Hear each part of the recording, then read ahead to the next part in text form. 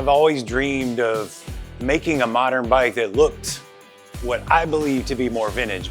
Modern people want ABS and they want traction control and they want modules and, you know, like all this shit that I personally could care less about. You know, to me, a motorcycle should be about the riding experience.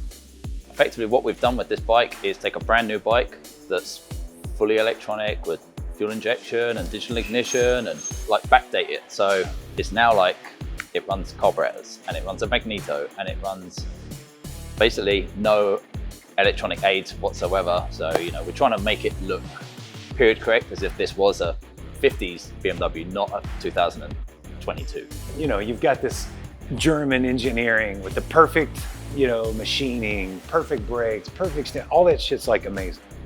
But then we're able to strip it down to its just core essence, just like the factory prototype would have been with, you know, very little wiring, very little creature comforts.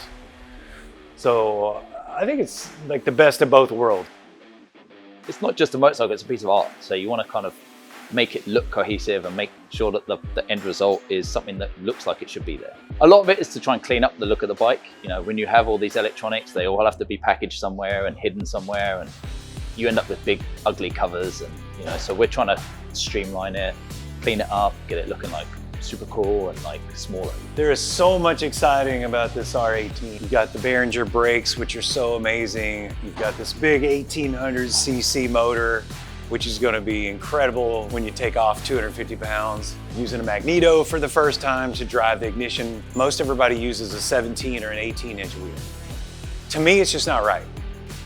Now, this is a 23. The battery turns over the starter, and everything else is fired through that old school magneto, which times it, runs the spark plugs, basically fires the thing.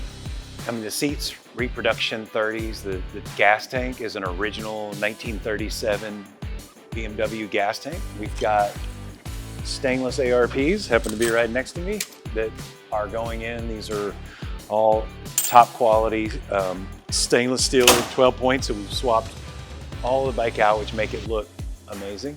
It's an 1800cc bike that weighs 700 or 800 pounds. So by losing 200 pounds, it's like instantly you're gonna get a huge performance gain, and also it's gonna handle better, it's gonna feel better to ride.